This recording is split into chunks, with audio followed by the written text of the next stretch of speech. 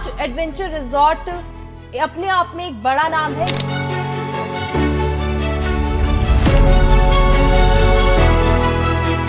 किस तरह से आप इस सफर को देखते हैं और जो मुकाम आज आप हासिल कर पाए हैं, क्या कुछ चुनौतियां आपको लगी कि आपको आई? एडवेंचर स्पोर्ट्स को लाने वाले हम पहले लोग थे जो नॉर्थ इंडिया में फर्स्ट टाइम में जो है ना एडवेंचर स्पोर्ट्स हमने इंट्रोड्यूस किया था। लोग आके खूब एंजॉय करते हैं, पसंद करते हैं और पूरी दुनिया से लोग आते हैं।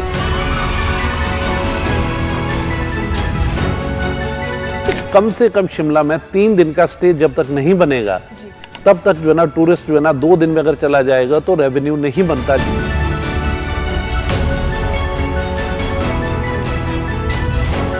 मेरे पास 21,000 ड्राइवर्स जो है ना गाड़ी लेके आता है जो टूरिस्ट को विजिट करवाता है।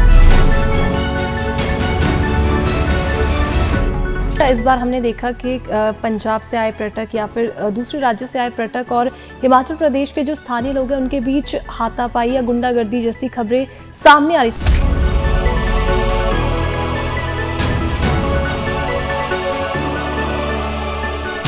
दूसरे राज्य से ले जाकर होटल्स में जो है वो आत्महत्या जैसी या फिर हत्या जैसी घटनाओं को भी अंजाम दिया जाता है। तो ऐसे में कहीं ना कहीं जो होटल है उसकी सिक्योरिटी को लेकर भी सवाल उठते हैं कि इस तरह की घटनाएं ना हो तो बहुत तकलीफ पहुंचती है, पूरी इंडस्ट्री जो है ना इसमें बदनाम होती है। ग्रामीण क्षेत्रों में भी हम टूरिज्म में एक अच्छा काम कर सकते हैं या फिर वहां के लोगों को किस तरह से टूरिज्म के क्षेत्र में रोजगार दिया जा सकता है? हिमाचल प्रदेश एक ऐसा राज्य जो देश भर में अपनी खूबसूरती के लिए प्रसिद्ध है। तो वहीं बात करेंगे राजधानी शिमला की, जो कि पहाड़ों का दिल भी है। शिमला के साथ सटे कुफरी में एडवेंचर रिजॉर्ट है जो कि हर किसी की पहली पसंद है। बचपन से लेकर सभी इस जगह पर जाना पसंद करते हैं और जाए भी क्यों ना, क्योंकि यहाँ की बात ही कुछ ऐसी है। आज स्टूडियो में हमारे साथ एडवेंचर रिजॉर्ट कुफरी के ओनर बलदेव ठाकुर जी मौजूद हैं। उनसे बातचीत करेंगे और जानेंगे कि हिमाचल प्रदेश में आने वाले समय में क्या कुछ संभावनाएं जो है वो टूरिज्म के क्षेत्र में हो सकती है। बलदेव जी, पहले तो बहुत बहुत स्वागत है आपका समर न्यूज में। नमस्कार जी। जी, आपसे जानना चाहूंगी कि जिस तरह से आपका सफर रहा, आज एडवेंचर रिजॉर्ट अपने आप में एक बड़ा नाम है। किस तरह से आप इस सफर को देखते हैं और जो मुकाम आज आप हासिल कर पाए हैं, क्या कुछ चुनौतियां आपको लगी कि आपको आई है इस दौरान? मैंने ये अपना जो वेंचर है बहुत पहले शुरू कर दिया था। मेरे को 25 साल टूरिज्म इंडस्ट्री में हो गए हैं जी। और एडवेंचर स्पोर्ट्स को लाने वाले हम पहले लोग थे जो नॉर्थ इंडिया में फर्स्ट टाइम में जो है ना एडवेंचर स्पोर्ट्स हमने इंट्रोड्यूस किया था जी।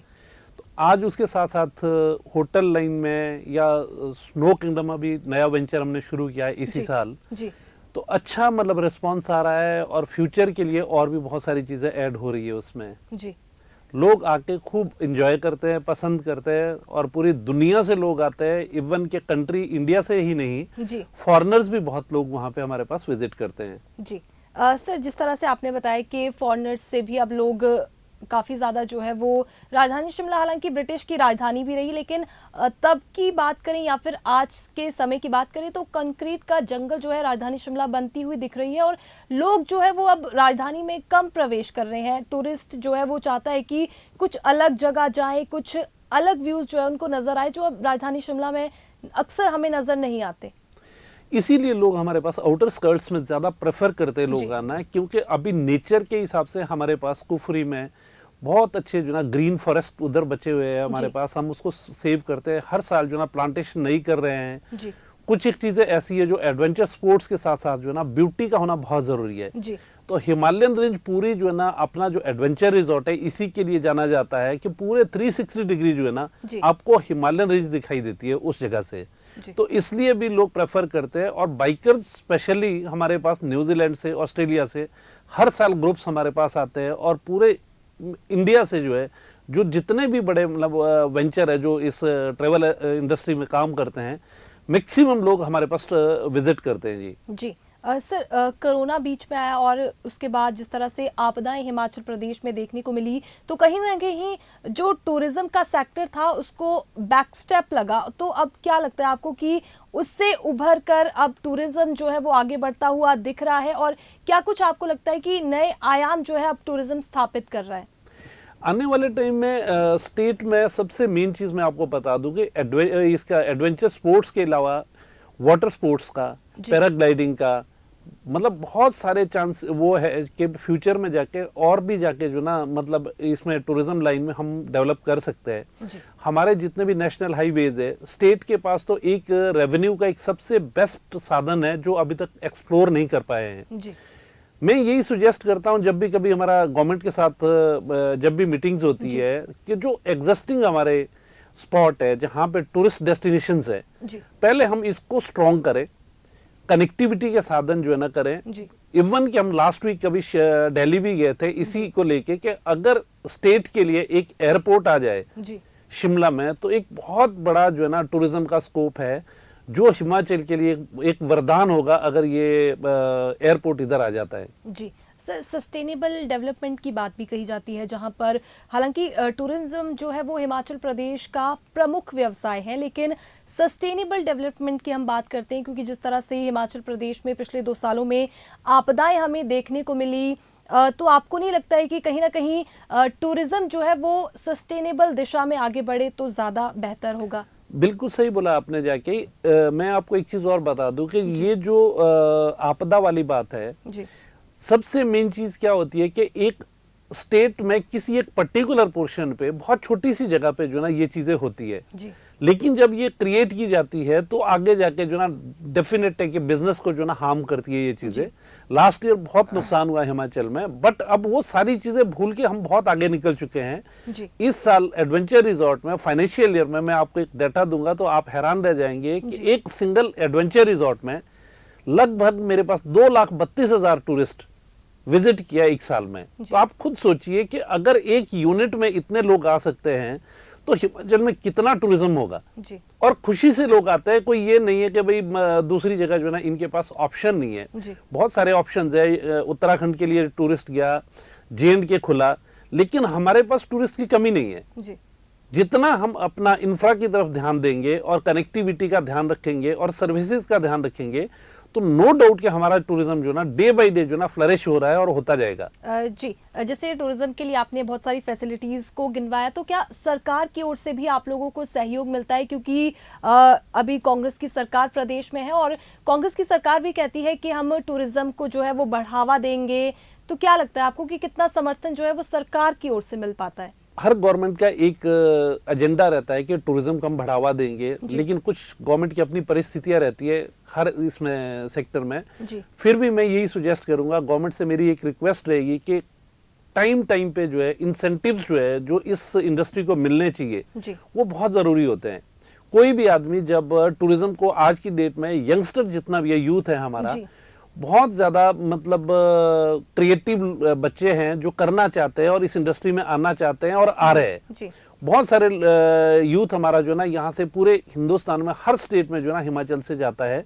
हमारा होटल मैनेजमेंट का इंस्टीट्यूट भी है कुफरी में, जो इंडिया में एक अच्छे लेवल पे जो है ना नाम है, तो बहुत बच्चे यहाँ से निकलते हैं। और एक लेटेस्ट आपको बता दूं कि जो सबसे बेस्ट है हिमाचल के लिए, डेस्टिनेशन वेडिंग्स। एक लेटेस्ट आपको बता दूं कि एडवेंचर रिजॉर्ट में हमने बहुत सारी मैरिजेस के जो जितने भी इवेंट्स किए हैं वो आज पॉपुलर इस वजह से हो रहा है कि बाहर से डेस्टिनेशन वेडिंग्स के लिए लोग बहुत प्रेफर कर रहे हैं। तो आने वाला फ्यूचर स्टेट के लिए ये भी है कि अगर हम वेन्यू बनाएंगे, क्रिएट करेंगे तो बहुत अच्छा होगा कि इस तरह के जो ना मतलब कॉर्पोरेट सेक्टर के लिए, मैरिजेस के लिए बहुत लोग प्रेफर कर रहे हैं हिमाचल को। जी, जिस तरह से आपने कहा कि अब वेडिंग डेस्टिनेशन जो है वो काफ़ी ज़्यादा हिमाचल प्रदेश में भी लोग अब करना चाह रहे हैं और बाहर से भी लोग आ रहे हैं। सर, क्या आपको लगता है कि जो हिमाचल प्रदेश की संस्कृति है उसको आधुनिकता के साथ जोड़कर हम आगे बढ़ाए, किस दिशा में आप इसका भविष्य देखते हैं? ये सबसे मेन चीज है जो आपने बताई, संस्कृति का जो ना, जिस लिए लोग हमारे स्टेट में आते हैं, वो एक सबसे मेन चीज है कि हर आदमी एक जिस भी स्टेट में विजिट करता है उसका कल्चर जो ना सबसे ज्यादा प्रेफर करते हैं लोग।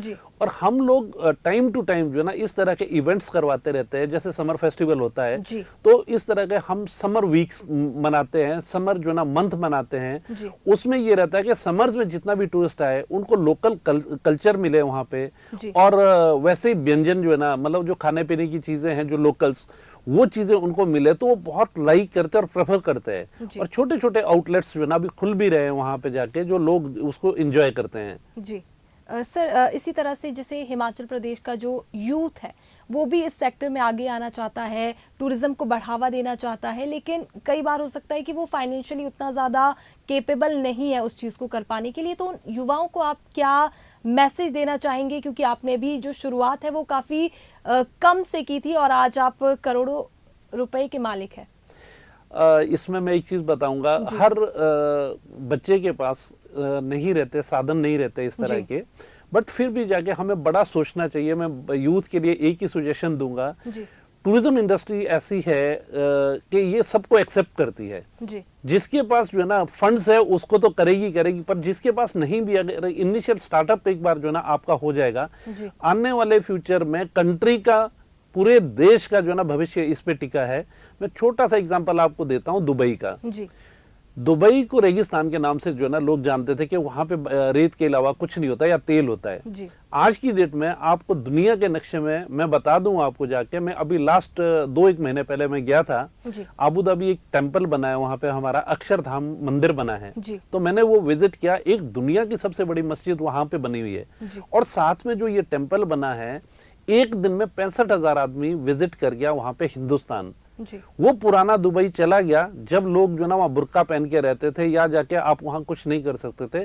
वो इंडिया का वेलकम कर रहा है आज दुबई, और आने वाले फ्यूचर में इस तरह के डेस्टिनेशंस जो है ना इंडिया में जो है ना बहुत जाके, जब से मतलब 2010 के बाद बहुत सारे डेस्टिनेशंस हमने डेवलप किए जो कंट्रीज से बाहर से जाके कॉन्फ्रेंसेस के लिए जो है ना आज हमारे पास लोग आ रहे हैं इंडिया में। और इस दिशा में हमें सोचना चाहिए कि मैक्सिमम इंफ्रा की तरफ ध्यान दे, डेवलपमेंट की तरफ ध्यान दे, और अपने यूथ को सेव करके रखे कि दूसरी कंट्री में जाने के बजाय हम अपने ही देश में इतने साधन पैदा कर दे कि हर आदमी के लिए रोजगार मिले। और मिल रहा है, ऐसा नहीं है, हमारी इंडस्ट्री बहुत सारा जो है ना मतलब ये रोजगार के साधन जो है ना देती है। मैं अपने यूनिट की बात करूं तो आज मेरे पास जो है ना जो सैलरीड है, जो मेरे पास काम करते हैं बच्चे, 250 लोग जो है ना, 250 परिवार मेरे साथ जुड़ा हुआ है। और आपको ये जान के हैरानी रहेगी कि पूरे हिंदुस्तान से एक ऐसा सेगमेंट है, मेरे पास 21,000 ड्राइवर्स जो है ना गाड़ी लेके आता है, जो टूरिस्ट को विजिट करवाता है। पूरा डाटा है हमारे पास कि हर साल वो लोग आते हैं हमारे पास। तो किस तरह से फैसिलिटीज आप सर अपनी जो गेस्ट्स होते हैं उनके लिए क्या कुछ फैसिलिटीज रहती है आपकी ओर से? हमारी प्रायोरिटी यही रहती है कि जब भी कोई गेस्ट हमारे पास आता है तो सबसे पहले सर्विसेज के ऊपर जो ना, इंडस्ट्री का एक चीज है, एक नियम है कि अगर आप सर्विसेज प्रोवाइड करोगे तो वो गेस्ट रिपीट होगा। लेकिन फिर भी मैं ये कहूंगा स्टेट टूरिज्म के लिए कि कम से कम शिमला में 3 दिन का स्टे जब तक नहीं बनेगा तब तक जो है ना टूरिस्ट जो है ना 2 दिन में अगर चला जाएगा तो रेवेन्यू नहीं बनता जाके, और उसमें फाइनेंशियली लॉस होते हैं। लेकिन जब ऐसे डेस्टिनेशंस और बनेंगे, जैसे एडवेंचर रिजॉर्ट है, स्नो किंगडम है, या पैराग्लाइडिंग का अभी जो है ना शुरू हुआ है जुनगा में वहां पे हमारे, तो अच्छे जो है ना आने वाले टाइम में खाली रूम को छोड़ के और चीजें भी डेवलप करेंगे जो दिन में लोग देखने जाते हैं, मतलब डेस्टिनेशंस को ढूंढते हैं। तो आने वाला फ्यूचर हमारा बहुत अच्छा है कि टूरिज्म के इसमें जो है ना बहुत सारी चीजें और ऐड ऑन होती जाएगी, और ये बढ़ेगा, बिजनेस आगे जो है ना और अच्छी तरह से बढ़ेगा।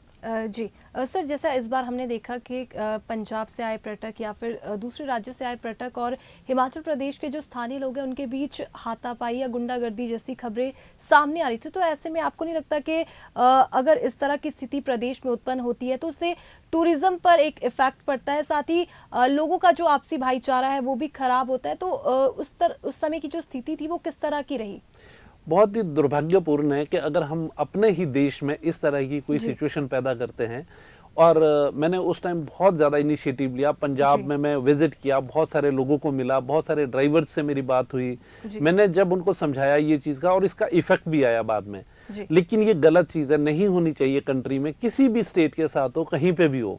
और बिजनेस पे तो इफेक्ट आता ही आता है। एक इंडिविजुअल भी आप अपनी पहचान खोते हैं, जिसके लिए हिमाचल पहचाना जाता है। हमारी पहचान यही है। हिमाचल जो है ना, मतलब अतिथि का जो है सत्कार करते हैं और वेलकम करते हैं, और आने वाले टाइम में और ज्यादा बढ़ेगा। ये कभी भी इस तरह की घटनाएं ना घटे, इसके लिए हम हमेशा प्रयासरत रहते हैं और टाइम टू टाइम मीटिंग्स करते हैं। स्टेट के साथ जो है ना एक्सचेंज प्रोग्राम कर रहे हैं हम लोग अपने लेवल पे। जितनी भी ट्रेवल इंडस्ट्री है, हमने एक अभी प्रोग्राम किया था जिसमें 60-62 कंपनीज ने एडवेंचर रिजॉर्ट में लास्ट मंथ जो है ना हमने एक ऑर्गेनाइज किया था। तो वो एक मैसेज ही था स्टेट के लिए कि जिसमें पंजाब से भी लोग आए, हरियाणा से भी आए, दिल्ली से भी आए, सब जगह से लोग आए। तो एक पॉजिटिव मैसेज गया, और आने वाले टाइम में अच्छा मतलब एक मैसेज रहेगा कि हिमाचल के लिए जो ना टूरिज्म और बढ़ेगा और टूरिस्ट का आना जाना और बढ़ता रहेगा। जी सर, एक और केस आपसे डिस्कस करना चाहूंगी, क्योंकि होटल्स की बात हम कर रहे हैं। मनाली में भी मनाली की एक लड़की थी जिसकी हत्या हो गई थी होटल में ही। तो ऐसी कई तरह के किस्से हैं, या फिर दूसरे राज्य से ले जाकर होटल्स में जो है वो आत्महत्या जैसी या फिर हत्या जैसी घटनाओं को भी अंजाम दिया जाता है। तो ऐसे में कहीं ना कहीं जो होटल है उसकी सिक्योरिटी को लेकर भी सवाल उठते हैं। तो इसे आप किस तरह से देखते हैं? इसमें हमें सबसे पहले अपने यूनिट्स में जो हमारी सिक्योरिटी है वो तो हमें करना ही पड़ेगा। सबसे पहले स्ट्रांग रखना पड़ता है उस चीज को। साथ साथ में हमारे साथ जो ना स्टेट गवर्नमेंट जो है ना कोऑपरेट करती है, चाहे लोकल पुलिस जो भी होती है। और हमारा एक प्रयत्न रहता है इस दिशा में कि इस तरह की घटनाएं ना हो। अगर आप लोग खुद अलर्ट है और आपकी सिक्योरिटी अलर्ट है, आपका स्टाफ अलर्ट है, तो इस तरह की घटनाएं नहीं होती। रेयर कहीं ना कहीं एक आधा कोई इंसिडेंट होता है तो बहुत तकलीफ पहुंचती है। पूरी इंडस्ट्री जो है ना इसमें बदनाम होती है, जो नहीं होना चाहिए। और फ्यूचर में हमारी एसोसिएशन है, स्टेट लेवल पे भी मैं मेंबर हूँ एसोसिएशन में। हमने काफी जो है ना कड़ा संज्ञान लिया था उस टाइम इसमें कि इस तरह की घटनाएं जो ना फ्यूचर में कभी ना हो, उसके लिए हम प्रयासरत रहेंगे। जी सर, अब आने वाले भविष्य के लिए क्या कुछ विजन जो है वो आप लेकर चल रहे हैं? साथ ही उन युवाओं को क्या मैसेज देंगे जो अब नया स्टार्टअप करना चाहते हैं या टूरिज्म में एक नए बिजनेस की तलाश कर रहे हैं? इसमें मैं यूथ के लिए एक मैसेज देना चाहूंगा कि आने वाले टाइम में आप टूरिज्म को एक कमरा ना समझे। होटल बनाना टूरिज्म नहीं है। आप दूसरी दिशा में जो है ना यूथ जो है ना जाना चाहता है, जैसे वाटर स्पोर्ट्स की तरफ जाए, एडवेंचर गेम्स की तरफ जाए, और दूसरे डेस्टिनेशंस खोले। हाईवेज में जो है ना हमारे पास बहुत सारे मतलब सोर्स है, चांसेस है कि हम इसको फ्यूचर में बढ़ा सकते हैं। और जैसे हमारा ये शिमला वाली बेल्ट है, मनाली वाली बेल्ट है, ये डेस्टिनेशन आने वाले टाइम में अब 4 लेन शिमला पहुंचने वाला है। 2026-27 में बाई मिस्टेक इतने लोग वहां आ जाएंगे जो स्पेशल प्रेफर करेंगे ड्राइव के लिए कि चंडीगढ़ से शिमला जाया जाए बाई रोड। और ये आने वाले टाइम में आप देखेंगे कि बहुत सारा चेंज आएगा। और यूथ के लिए मैं यही कहूंगा कि एक जगह से दूसरी जगह प्लान करने के बजाय अपनी स्टेट में अगर रहेंगे और वहीं पे जाके अपने साधन हम पैदा करेंगे, तो एम्प्लॉइज के साथ साथ एम्प्लॉयर बनना बहुत जरूरी है। सब एम्प्लॉय नहीं बन सकते। मैक्सिमम मैं लोगों से ये रिक्वेस्ट करता हूं कि जो कैपेबल है, जो अपना मतलब किसी भी रूप में शेयर कर सकते हैं, टूरिज्म के साथ जो है ना सहयोग कर सकते हैं, वो जाके इस दिशा में जाए, तो आने वाला फ्यूचर हमारा ब्राइट है। जी सर, शहरों में तो आसान होता है, आपने एक होटल बना लिया या फिर टूरिज्म की दिशा में आपने कोई अपना सेटअप कर लिया, लेकिन ग्रामीण क्षेत्रों की बात करें तो क्या आपको लगता है कि ग्रामीण क्षेत्रों में भी हम टूरिज्म में एक अच्छा काम कर सकते हैं, या फिर वहां के लोगों को किस तरह से टूरिज्म के क्षेत्र में रोजगार दिया जा सकता है? ये बहुत अच्छी बात है आपने जो पूछा मुझसे ग्रामीण के बारे में। मैं तो एक गांव का रहने वाला हूँ, वहीं से मैं आया था। 20 साल मैंने दिल्ली में जो है ना अपना एक्सपीरियंस वहां किया, और उसके बाद 25 साल मुझे यहाँ इंडस्ट्री में हो गए। गांव का जो टूरिज्म है, जिसके लिए होम स्टेज वगैरह जो बनाए थे स्टेट ने, एक उसका कारण ही यही था। लेकिन हम लोग उसको जाके प्रॉपर तरीके से अगर करें तो बहुत जो है ना इसकी संभावना है। आज की डेट में मैं अपने होटल की बात बताऊं तो मेरे ख्याल में अगर 100 आदमी विजिट करता है तो 20 लोग जो ना गांव जाना प्रेफर करते हैं आज की डेट में। वो जाते हैं, हमसे पूछ के होम स्टेज को पूछते हैं, एक नाइट वहाँ स्पेशली मतलब विजिट करते हैं, एप्पल गार्डन को देखना पसंद करते हैं, गांव का कल्चर देखना पसंद करते हैं, गांव के जो डिशेज है उनको लाइक करते हैं। तो धीरे धीरे करके टूरिज्म जो है ना रूरल की तरफ जो है ना काफी ज्यादा अट्रैक्ट हो रहा है। और जितने हम साधन वहां पे जाके जुटाएंगे तो मुझे लगता है कि आने वाले टाइम में ये होम स्टे किसी भी रूप में चलेंगे, वो फ्यूचर है। छोटे जो है छोटे कस्बों में, छोटे गांव में जाके जब टूरिस्ट जाता है तो वो इन्वेस्ट करता है वहां पे जाके, तो और लोगों में क्रेज है, वो इनवाइट करते हैं आज की डेट में। कि अब पहले वाली जो है ना वो सिचुएशन नहीं रही स्टेट में, बहुत जगह चेंजेस आए हैं और सब गांव जो है ना संपूर्ण तरीके से जो है मतलब इसके लिए प्रतिबद्ध है और कर भी रहे लोग, बच्चे नए जितने भी हैं। जी सर, जिस तरह से जैसे गांव की हम बात कर रहे हैं तो आमतौर पर ये होता है कि जो सारी फैसिलिटीज़ टूरिस्ट चाहते हैं, क्योंकि शहरों में तो एक स्टेप दूर आपकी सारी फैसिलिटीज़ है, लेकिन गांव में ऐसा संभव नहीं है। तो क्या लगता है आपको कि ये सारी फैसिलिटीज़ भी गांव में होनी चाहिए ताकि टूरिस्ट जो है वो ज़्यादा से ज़्यादा गांव में विजिट करे, या फिर जो पुरानी परंपरा के तहत हम आज तक चले आ रहे हैं क्या उसी को बरकरार रखना ज़रूरी है? हमें अपना जो प्राचीन चीजें हैं उसको नहीं खोना है। हमारी जो संस्कृति है उसी तरफ से हमें आगे बढ़ना पड़ेगा। अदरवाइज जो है ना 5 स्टार से तो लोग आ ही रहे हैं, उनको 5 स्टार कंक्रीट जंगल नहीं चाहिए, उनको नेचर है, वो नेचर को पसंद करते हैं। तो गांव में नेचर है अभी जाके, हमें उस तरफ नहीं जाना है। सिंपल जो बेसिक चीजें हैं वो हम करें और उसको जो ना आगे फ्यूचर में जाके बढ़ाएं, उसी तरह से मतलब डेवलप करें। जो हमारा ये कल्चर है उसको गांव को गांव के तरीके से रखें। तो उसमें जाके ज्यादा प्रेफर करते हैं लोग, बजाय इसके कि हम कंक्रीट का कोई जंगल बनाए। और इससे बचना चाहिए, और ग्रीनरी जितनी ज्यादा से ज्यादा रहेगी वो बेटर रहेगा। जी सर, कंक्रीट जंगल की आपने बात की, और अब राजधानी शिमला जो है वो भी कुछ इसी तरह की बनती जा रही है। पिछले 2-3 सालों में देखें तो बर्फबारी भी काफी ज्यादा कम हो रही है, जिसके लिए राजधानी शिमला कभी जानी जाती थी। तो क्या लगता है आपको कि कहीं ना कहीं जो मौसम में बदलाव है और टूरिज्म जो है वो एक दूसरे को कैसे इफेक्ट करता है? वेदर का बहुत बड़ा रोल रहता है। जब भी विंटर सीजन आता है तो हम प्रे करते हैं किसी ना किसी रूप में जाके कि स्नो टाइम से आ जाए, जल्दी आ जाए, अच्छी स्नो आ जाए। और जिस साल भी जाके स्नो अच्छी आती है तो टूरिस्ट बहुत अच्छा रहता है। लेकिन जब स्नो नहीं रहती है तो हम उसके लिए खुद ही जिम्मेवार है। अगर हम प्लांटेशन नहीं करेंगे और प्लांट्स को डिस्टर्ब करेंगे, नेचर को डिस्टर्ब करेंगे, तो ये तो भुगतान करना ही पड़ेगा। तो मेरी ये भी एक अपील रहेगी यूथ के साथ कि सब लोग जाके जो ना एक प्लांटेशन, जैसे कोई ना कोई स्कीम चलती रहती है, प्लांट्स लगाना ही जरूरी नहीं है, उसको उसकी देखभाल करना बहुत जरूरी है। प्लांट्स हम बहुत लगाते हैं पर ये किसी को नहीं मालूम कि वो कितने जो है ना सर्वाइवल रेट क्या है हमारा। तो इस तरफ को ध्यान देना पड़ेगा कि सर्वाइव करे, प्लांट लगाने के बाद उसकी केयर करे, उसको देखे कि वो जाके जो ना फ्यूचर में जाके बड़ा हो जाए और उसका बेनिफिट मिले। जी बहुत बहुत शुक्रिया सर हमारे साथ बातचीत करने के लिए और हमारे दर्शकों को तमाम जानकारी देने के लिए। Thank you very much. नमस्कार जी। आज के इस खास कार्यक्रम में हमारे साथ एडवेंचर रिजॉर्ट कुफरी के ओनर जुड़े थे, जिन्होंने हमें तमाम तरह की जानकारी दी और किस तरह से आने वाले समय में एक यूथ टूरिज्म में अपना फ्यूचर बना सकता है, उसे लेकर भी युवाओं को टिप्स दिए हैं। तो आप बने रहिए समर न्यूज़ हिमाचल के साथ।